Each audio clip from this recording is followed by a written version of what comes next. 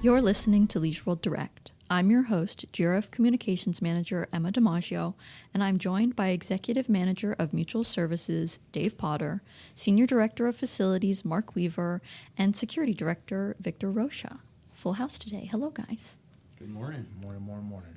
Our topic today is coyotes. Anyone who's been in Leisure World during the first half of the year especially will be familiar with the sight of coyotes. They inspire a range of emotions in our residents, from wonder to fear. First, since we have so many people here to speak today, can you each tell me how your job positions relate to coyotes or wildlife management in Leisure World? Well, in regards to security, we document all coyote encounters that we have, so we can keep a running total of what's happening inside the community. And also we document any violations to our coyote mitigation policies, such as people leaving out food, these types of things. Mark? And with the Physical Properties Department, we assist the mutuals if they want to try to trap them and have them taken off site. However, that's a very expensive process, and not too much of that is going on these days. Dave? I have had the pleasure or misfortune of being involved in coyote mitigation activities in my time as managing common interest developments over the years. So I'm here to offer whatever perspective I can from that position. Okay. To start, tell me a little bit, just generally, about coyotes in Leisure World and Southern California. A lot of people wonder, why are they here in a residential neighborhood with green belts and houses? Shouldn't there not be any wildlife here? Well, from what I understand is, their natural habitat is shrinking, and we're a pretty good place for them to come and shelter and feed. Rabbits, squirrels, those kinds of things, and even people leaving food on their patios and things like that attract them. Yeah. Pet food, I assume. Yes. You bet. Some people prefer that their interactions with wildlife be reserved to bunnies and birds and turtles. Many people's first instinct on seeing a coyote is that something has to be done, that they're dangerous, that residents are at risk, whether that's relocating them or killing them. What can actually be done about coyotes? Can GRF do anything, or is there anyone that they can call to remove coyotes? Well, we did try that in the past. Like I said, we tried trapping. Coyotes are very, very smart creatures. The cost for a trap is, anywhere from $400 to $500 a week Wow. for them to be monitored. And you do that, a couple of times, and it gets really expensive. And you don't see a whole lot of productivity in trapping them. So that doesn't go a long way, and it hasn't been very successful. The laws and regulations on trapping have also evolved over the years, and the trapping options that are now available legally are, as Mark said, coyotes are very intelligent. The trapping options that are available now are such that, in my opinion, most coyotes are going to recognize that it's a trap, and they're not going to put themselves in that position unless they're really, really hungry and really, really desperate. Yeah. So I don't even know how effective trapping is going to be anymore, simply because coyotes are pretty smart and pretty cagey. Agreed. Yeah. We were not. We didn't catch one the last time we did this. Probably about 3 years ago. I remember seeing the traps baited with chicken wings. Yeah, and they were fresh. Came in every few days, But I think there was a lot more food out there for them to go after. It's safe to say that relocating is not an option? Well, they don't relocate. If you catch it, they're euthanized. And that's by law. That by law, yes. So you mentioned that coyotes like it here in Leisure World because of the food options. There's water, there's shady spots and green belts. What can residents do to maybe make Leisure World a little less hospitable to coyotes? Well, certainly it's the food is a huge factor. Some people don't even think, I have a cat or I have a dog, I'll just leave the food outside for them, not thinking that other predators might come in and use that. So that is a huge thing. But the number one thing that we have to work on is, and the police will tell you this, and this is what we've learned throughout the years, it's we're going to learn how to coexist with the coyotes. Coexistence is going to be huge. And so this is why whenever we talk about coyotes and we express these things to animal control in the city of Seal Beach, they always say, we hear what you're saying, we want to mitigate your issues also, but we also have to work within the confines of the law, and they much rather work on the mitigation issues rather than how are we going to maybe, Our hands are tied. yeah, bingo, there you go. That's a nice short way of saying it.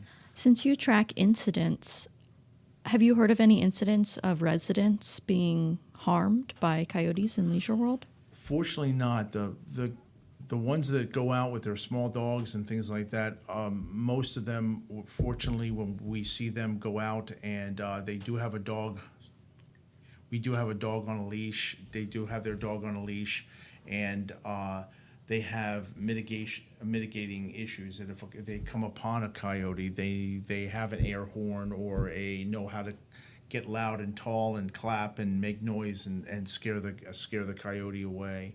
So those are the things that it's just constantly training our residents on what to do when they come across, because unfortunately it's not a matter of if, it's a matter of when. Yeah, especially during these early months of the year. We have mating season and denning season. So when mating season is happening, there will be more coyotes out trying to get more territory. During denning season, you'll have young pups that start to look like adults very soon, but they're very curious, so they might explore a little more than fully matured coyotes. And that reflects in the numbers. Just a few months ago, we only had 14 to 16 sightings per month, and now we're into the 40s and 50s. So it has grown exponentially. And we're recording this in mid-February, just to kind of date stamp it for people Right. to get a perspective on Okay. that number. So if you're listening to this into April or May, you'll still be seeing coyotes. You mentioned air horns. Can you tell me a little bit about, it's called hazing. Yes. But what are the ways that someone can haze a coyote, and what does that mean? Because that's sort of a buzzword when we're talking about coexisting with them. Right, hazing. Hazing, I know sounds a little rough, but it's not. But the coyote's a full member of the fraternity, yeah. There you go. Right? There you go. Hazing is a different way of putting it.